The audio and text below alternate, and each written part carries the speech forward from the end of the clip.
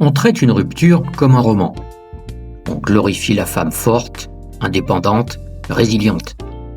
Mais la réalité est beaucoup plus triviale, plus sombre, plus humaine. Tu as mis ton mari dehors parce qu'il t'a trompé? Tu as fait ce qu'il fallait, tu as posé une limite. Et pourtant, tu n'es pas soulagé. Tu es épuisé, en colère, parfois nostalgique, parfois vide. Et une question revient, sourde, insistante. Est-ce que je peux vraiment refaire ma vie ou est-ce que je suis en train de bricoler une survie émotionnelle? Cette vidéo ne va pas te caresser dans le sens du poil. Elle est là pour te rendre lucide, mais seulement si tu es prête à affronter la vérité. Si c'est le cas, alors reste jusqu'au bout de cette vidéo parce que c'est ce qu'il te faut pour traverser cette épreuve, comprendre et te reconstruire. Ce que je vais te dire ne se dit jamais et quasiment aucune chaîne ne pousse autant les analyses, avec des statistiques précises et sourcées. Tu vas beaucoup apprendre sur ce phénomène hyper déstabilisant.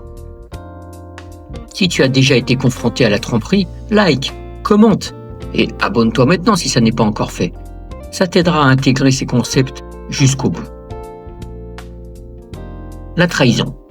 Plus qu'une blessure, une fracture neurologique.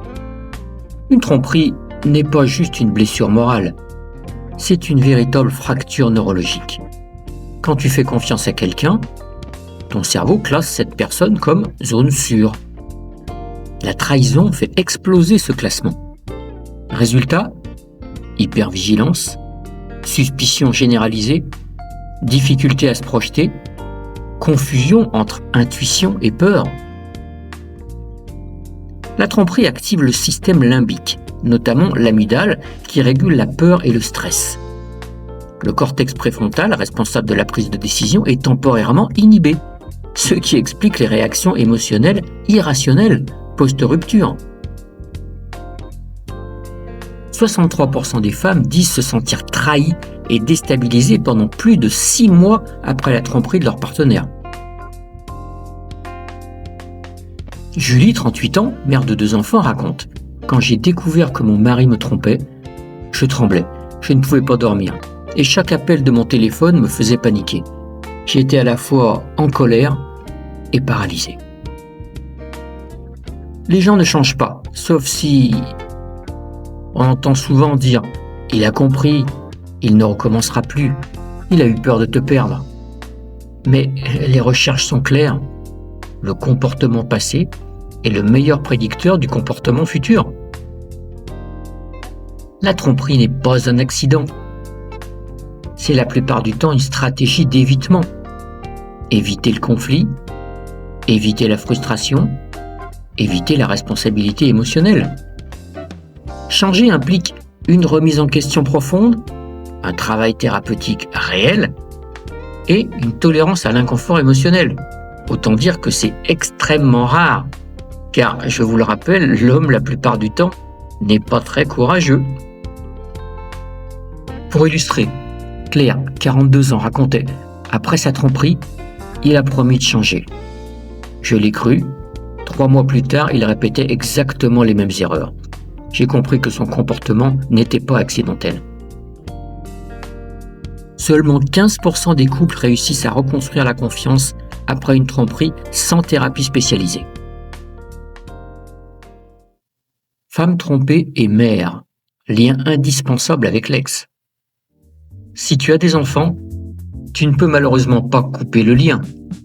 Chaque message, chaque décision parentale agit comme un rappel constant, une mini-réactivation émotionnelle, un test de stabilité interne. Le piège, c'est de croire que tant que tu ressens quelque chose, tu n'as pas tourné la page. C'est faux! La vraie question n'est pas « est-ce que je ressens encore quelque chose ?» La vraie question est « est-ce que mes décisions sont encore dictées par cette relation passée ?»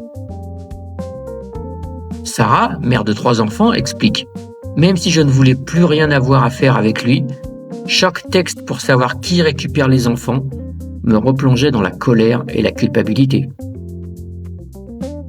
78% des mères divorcées disent que la coparentalité prolongée maintient un stress émotionnel élevé. Commente. Raconte-nous ton expérience. Nourris le débat. Ton avis est important. Le grand mensonge. Je suis prête parce que j'ai envie. Mais le désir ne reflète pas la maturité émotionnelle. Après une trahison, il peut être motivé par besoin de se sentir désiré, réparation de l'ego, prouver sa valeur. Mais le désir peut aussi être une réaction, une compensation, un anesthésiant. Beaucoup confondent élan vital et fuite émotionnelle. Et en général, ça finit mal. Amélie, 36 ans, s'est remise avec un nouveau partenaire 3 semaines après sa rupture. Elle pensait qu'elle était prête. Mais elle était juste en train de combler un vide. Et tout a explosé au bout de 2 mois. 60% des relations post-rupture immédiates échouent pour cause de besoins compensatoires. Les relations pansement. Pourquoi elles échouent presque toujours? Une relation pansement fonctionne très bien pendant quelques semaines. Pourquoi? Parce qu'elle ne repose pas sur un projet de vie commun, mais sur une fonction temporaire. Rassurer, distraire, occuper le silence. Le problème n'est pas l'autre, mais la fonction cachée de la relation. Quand la fonction est remplie, la relation s'effondre. Et là, double peine, nouvelle rupture, confirmation inconsciente, je suis incapable de relation stable. Sophie, 35 ans après sa rupture, a commencé une relation avec un collègue. Je me sentais aimée, je n'étais plus seule. Mais au bout de 6 semaines, dès que les premiers conflits sont apparus, tout s'est effondré. Elle avait besoin d'un réparateur d'ego, et pas d'un partenaire. 68% des relations post-rupture immédiate échouent dans les 6 premiers mois pour cause de relations pansement. Reste bien avec moi jusqu'au bout. Je vais te montrer comment transformer la solitude et la reconstruction en choix solides pour tes futures relations. C'est facile pour une femme. Une idée stupide et dangereuse. Oui, il est facile de matcher, séduire, coucher. Mais former un couple stable avec enfants est infiniment plus exigeant. Un homme qui accepte ton passé, tes contraintes, ta fatigue, tes enfants, n'est pas un homme lambda. Et beaucoup d'hommes disponibles cherchent une parenthèse, pas un vrai engagement. Clara, 41 ans, raconte « J'ai rencontré quelqu'un de très séduisant après ma rupture. Il semblait m'adorer. Mais quand il a fallu gérer les enfants et mes horaires, il a disparu. Et j'ai compris que séduire n'est pas la même chose que construire. » Une étude montre que seulement 22% des hommes disponibles post-divorce acceptent un rôle parental actif et stable. Identifier tes vrais besoins avant de te remettre en couple. Après une trahison, tes besoins peuvent être reconnaissance, sécurité, réparation narcissique, aide pratique, chaleur humaine. Aucun de ces besoins n'est honteux. Mais aucun ne doit devenir le moteur principal d'un nouveau couple. Sinon, tu choisis depuis le manque. Et le manque est un très mauvais stratège. Léa, 39 ans. Je voulais quelqu'un pour me prouver que j'étais encore désirable. Au final, j'étais dans une relation de compensation. Et ça a explosé au bout de 3 mois. 72% des relations post-rupture échouent, car elles reposent sur un besoin compensatoire plutôt que sur un projet commun. Laisse un commentaire si tu as déjà traversé ce genre d'expérience. La tromperie. Responsable, mais rarement à 100%. Oui, le trompeur est responsable de son acte, toujours. Mais dans la majorité des couples, la relation était déjà en échec silencieux. Absence de communication réelle, désir non exprimé, frustration accumulée, distance émotionnelle normalisée, fantasme jamais abordé. Marianne, 37 ans, explique « Quand je repense à notre mariage, il y avait déjà des mois où on vivait en parallèle sans se parler. La tromperie a été la conséquence, pas le départ de tout. » Lorsque tu comprends cela, Ça te permet d'éviter de reproduire le même schéma et de sortir du rôle de victime figée. 85% des couples trompés montrent que la communication et la frustration étaient déjà des problèmes structurels avant la tromperie. Reste bien avec moi jusqu'au bout. Et si ça n'est pas fait, profites-en pour t'abonner. Les cas extrêmes.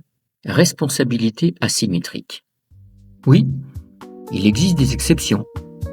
Compulsion sexuelle, nymphomanie, profil narcissique pathologique, double vie structurée. Dans ces cas, la responsabilité est quasi exclusive. Mais ce sont vraiment des minorités.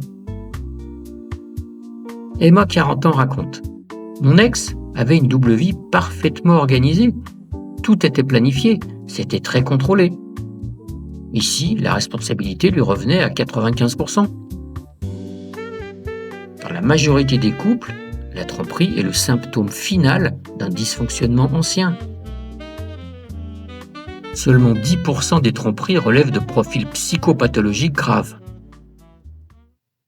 Les signes que tu as passé un cap. Tu commences à avancer quand tu ne cherches plus à comprendre pourquoi il a fait ça. Tu ne te définis plus par cette histoire. Tu peux être seul sans te sentir amputé. Tu choisis, tu ne compenses plus. À ce moment-là seulement, une relation devient un choix, pas une béquille. Laura, 42 ans. Quand j'ai pu être seule avec mes enfants sans ressentir le vide, j'ai su que je n'étais plus prisonnière de la trahison. J'ai choisi ensuite un partenaire par amour et non par besoin. Conclusion. Passer à autre chose après une trahison, ce n'est pas reconstruire vite, c'est reconstruire juste. Le danger n'est pas la solitude. Le danger, c'est de ne pas la traverser. Parce que ce que tu n'as pas compris seul, tu le revivras à deux. Si ma vidéo t'a ouvert les yeux, t'a aidé, like, commente, partage et abonne-toi pour ne pas rater les prochaines vidéos sur la reconstruction émotionnelle et la liberté relationnelle. Reste avec moi car le vrai pouvoir après une trahison, c'est de transformer la douleur en choix lucide. Et je t'y guiderai encore plus dans mes prochaines vidéos. À bientôt et prends soin de toi.